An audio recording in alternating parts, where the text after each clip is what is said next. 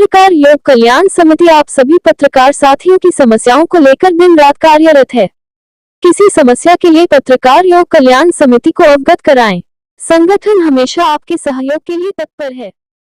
नमस्कार, आप देख रहे हैं स्टार न्यूज प्लस। मैं हूं आपके साथ अमृता कंचन। आइए रुक करते हैं खबरों की ओर। तब तक बने रहे स्टार न्यूज प्लस पर मेरे साथ।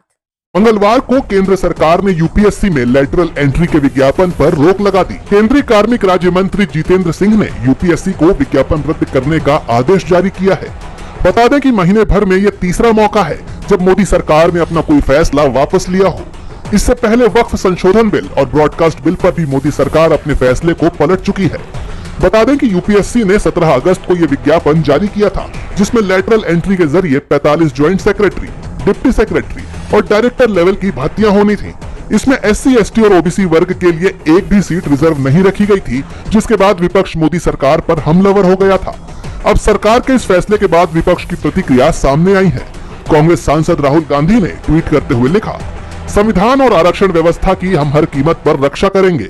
भाजपा की लेटरल एंट्री जैसी साजिशों को हम हर हाल में नाकाम करके दिखाएंगे।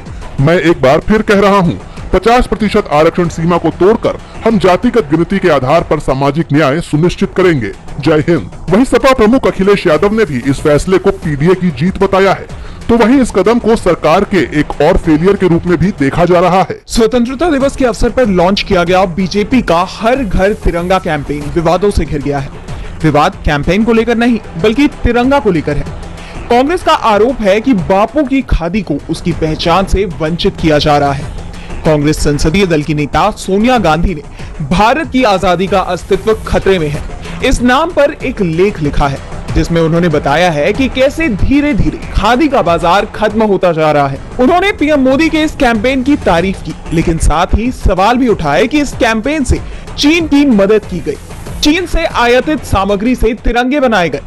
उन्होंने मशीन निर्मित तिरंगा के बढ़ते इस्तेमाल को लेकर सवाल उठाए। सोनिया गांधी ने बताया कि झंडे का जो ऐतिहासिक कोड है, वो हाथ से निर्मित खादी का बना तिरंगा को महत्व देता है। सोनिया गांधी ने आगे लिखा कि खादी वो फैब्रिक है जिसका निर्माण आजादी की जंग लड़ते हुए खुद महात्मा गांधी ने अपने हाथों से किया है। उन्होंने कहा कि सरकार ने 2022 में इस फ्लैग कोड में बदलाव कर पॉलिस्टर से बने हुए झंडों को भी इस्तेमाल के लिए शामिल किया और खादी के जैसे ही उसे भी जीएसटी मुक्त कर दिया। लेकिन हैंडलूम और हैंडीक्राफ्ट पर जीएसटी जारी है। कांग्रेस की वरिष्ठ नेता ने मोदी सरकार पर भारत की हैंडलूम और हैंडीक्राफ्ट की संस्कृति को खत्म करने के आरोप लगाए। उन्होंने जीएसटी को हैंडलूम और हैंडीक्राफ्ट के जरिए आमदनी करने वाले लोगों पर बोझ बताया। सोनिया गांधी ने कहा कि खादी का बाजार गिर गया है। मोदी सरकार खादी के लिए इंटरनेशनल मार्केट बनाने में फेल रही। सोनिया गांधी के इस लेख को अपनी सोशल मीडिया पर साझा करते हुए मल्लिकार्जुन खड़गे ने लिखा कि बापू की खादी को उसकी पहचान से वंचित किया जा रहा है। पूरे देश में कोलकाता के आरजीकर मेडिकल कॉलेज का मुद्दा गरमाया हुआ है। वहीं बंगाल में तो हालात काबू से बाहर ही हो चले हैं, जिसे देखते हुए सुप्रीम कोर्ट ने हाल ही में इस मामले में स्वतः संज्ञान लेते हुए मंगलवार को इस पर सुनवाई की।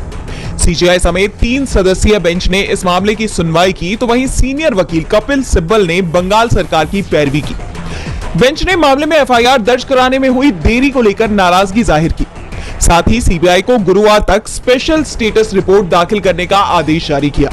तो वहीं देश भर के मेडिकल संस्थानों में स्टाफ को लेकर फैली अव्यवस्था और सुरक्षा व्यवस्था सुधारने के लिए बेंच ने 14 सदस्यीय टीम का गठन किया, जिसमें 9 डॉक्टर और बाकी 5 सरकार के पदेन सदस्य होंगे। कोर्ट ने इस टास्क फोर्स से 3 हफ्ते के अंदर अंतरिम रिपोर्ट दाखिल करने और 2 महीने में फाइनल रिपोर्ट दाखिल करने को कहा है। अब इस मामले में अगली सुनवाई 22 अगस्त यानी गुरुवार को होगी। कांग्रेस सांसद राहुल गांधी एक बार फिर अपने संसदीय क्षेत्र रायबरेली पहुंच गए हैं। इस दौरान उन्होंने अर्जुन पासी के परिजनों से मुलाकात की। अर्जुन पासी ने एक युवक को थप्पड़ मार दिया था, जिसके बाद गोली मारकर उसकी जान ले ली गई। इसके खिलाफ कांग्रेस ने प्रदर्शन भी किया और अब खुद राहुल गांधी पासी के गांव पहुंचे हैं। देखिए यहाँ पे पूरी भीड़ है। ये सारे के सारे लोग जो यहाँ हैं न्याय मांग रहे हैं। क्यों? क्योंकि एक दलित युवा को जान से मारा गया है, धमकाया गया है, पूरे परिवार को धमकाया गया है, एक व्यक्ति को मारा गया है और यहाँ कोई कार्रवाई नहीं हो रही है। जो मास्टरमाइंड है, जिसने करवाया है, उसके खिलाफ कोई कार्रवाई नहीं हो रही है। एसपी यहाँ के मास्टरमाइंड पर कार्रवाई नहीं कर रहे हैं, छोटे छोटे लोगों को पकड़ रहे हैं, इसीलिए यहाँ पे लोग गुस्सा हैं।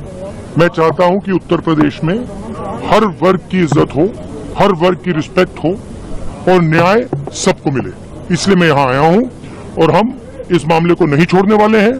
जब तक इस परिवार को न्याय नहीं मिलेगा तब तक हम पीछे नहीं हटने वाले हैं। राहुल ने कहा कि दलित परिवार है इसलिए ये हो रहा है और मेरा काम है न्याय दिलवाना, वो मैं करूंगा।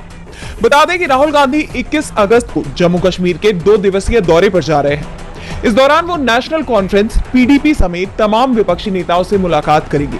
बताया जा रहा है कि लोकसभा चुनाव में विपक्ष के एकजुट होकर इंडिया गठबंधन के तौर पर चुनाव लड़ने पर मिली सफलता के बाद अब विधानसभा चुनाव में भी ये रणनीति लागू की जाएगी। वहीं इस बीच जम्मू कश्मीर अपनी पार्टी के उपाध्यक्ष जफर मनहास ने पार्टी से इस्तीफा दे दिया है। राहुल गांधी की मौजूदगी में बुधवार को जफर मनहास कांग्रेस की सदस्यता लेंगे, जो चुनाव से पहले पार्टी के लिए मजबूत संकेत के रूप में देखा जा रहा है, तो बीजेपी के लिए चिंता का विषय बन गया है।